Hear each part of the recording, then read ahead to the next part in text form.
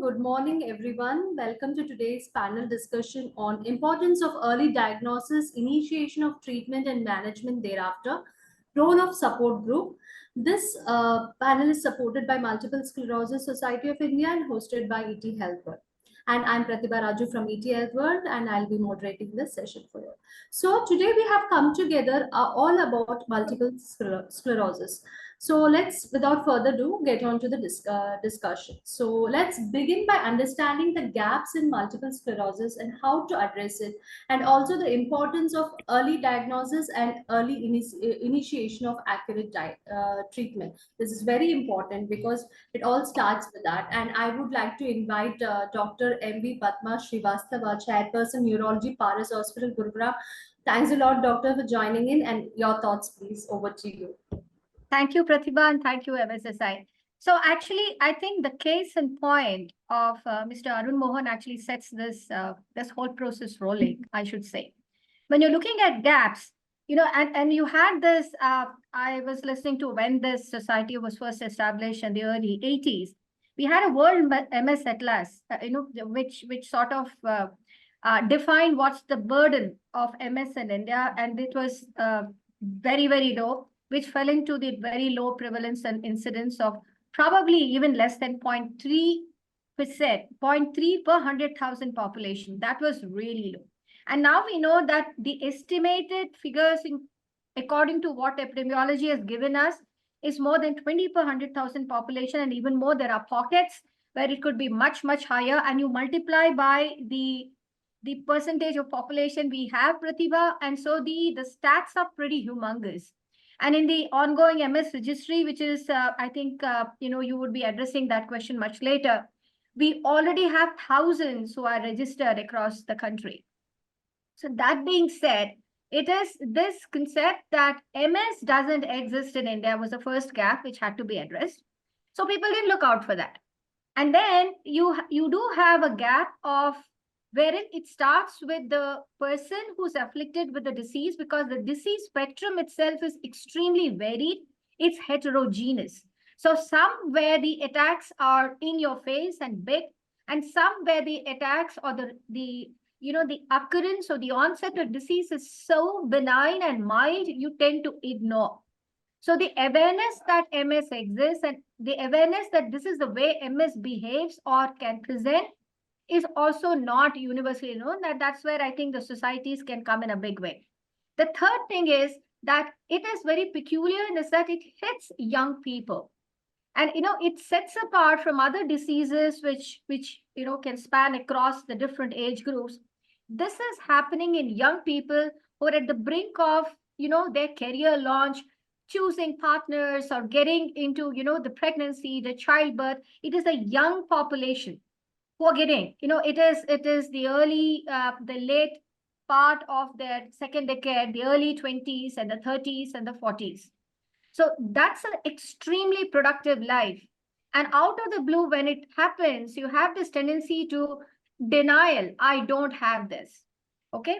And so you have, that is another big problem that we still have to address. It hits hard. But, thanks to Google, they do go into it, and then they go into a tangent of either denial or trying to find something else. So although we have in our basket, in the armamentarium of really good strategies to address it, but the dictum remains across all diseases in medicine.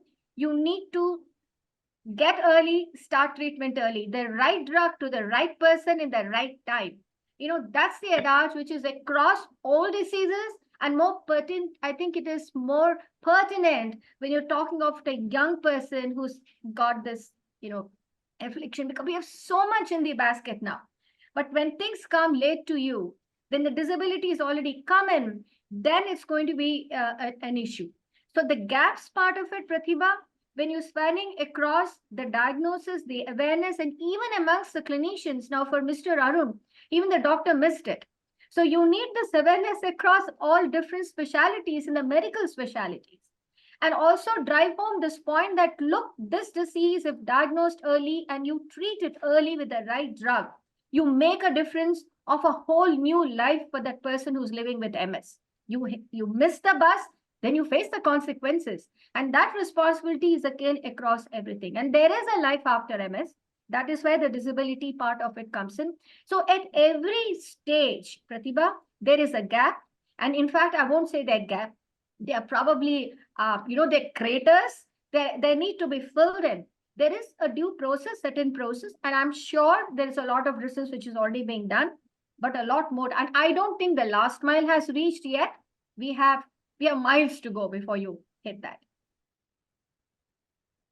Thanks a lot, Dr. Padma. You set the tone well. Yeah, there is a lot of gaps. Everybody knows gaps or craters. So, as Dr. Padma shared with us about the gaps and the importance of diagnosis, now I would like to go to Dr. Rajesh Iyer. Reasons for the delay in diagnosis, and are new drugs or treatment freely available in India? Over to Dr. Rajesh Iyer, consultant neurology and epileptology, Manipal Hospitals. Dr. Iyer. Yeah, thanks, Pratibha. Good morning to all of you. I think Padma Madam has summarized the gaps brilliantly, and that generally summarizes what's happening in India. Now, the problems are not only in the delay in diagnosis, as Madam was mentioning, the choice of medicines. And, the disease as it begins with inflammation and progression. Both happen together. And many people think that, okay, I'm okay. And, they don't come for treatment. They delay the treatment or wait for some more time for relapse. Even neurologists sometimes say that, okay, your disease has just started, why don't you wait? But unfortunately, these are the instances where somebody tends to get into trouble. Untreated, roughly half the patients will get into disabilities in about 15 years.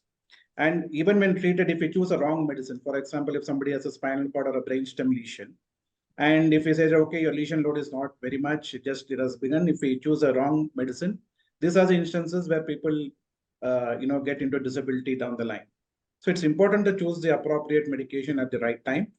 And, once treatment is begun, what I've seen is, there's complacency. You know that if you're on a particular treatment which requires an infusion once in 6 months, or, you need to be on regular medications, often it happens that since after your initial treatment, you don't have too many symptoms, then, you delay the treatment or you ignore it. I've seen patients come back after 3 or 4 years with problems after the initial 2-3 years going well. Now, the problem with MS is in the first few years of disease, when there's maximum inflammation happening, your brain also tends to remyelinate. So your symptoms tend to improve pretty better. So in that instances, the disability is not much. Then this is particularly true in younger patients. And younger patients also tend to have more aggressive disease. So it's important that, patients are educated about the necessity of being on regular treatment and classify patients into the risk of disabilities that they can get into. So some patients have a very benign MS. There, even if you are a little lax on the treatment, you're still fine. But if you know that the prognostic factors are bad, for example, males, age above 40, involvement of descending tracts, bladder involvement, cognitive changes, spinal cord, brainstem involvement, all these things indicate, or large lesions, and poor response to initial line of treatment. These are the instances where somebody has a high risk of disability. And secondly, if the response to initial steroids is not great, then you need to hit hard. See, sometimes what happens is the disabilities which persist after initial treatment, they don't get better. And we would have lost time in the healing process, and the deficits tend to persist. So after a relapse or an initial attack, one should go all out to restore the neurological functions to the maximum possible so that we can maintain at that level. So these are some of the thoughts I have at this point of time. Thanks a lot, Dr. Rajesh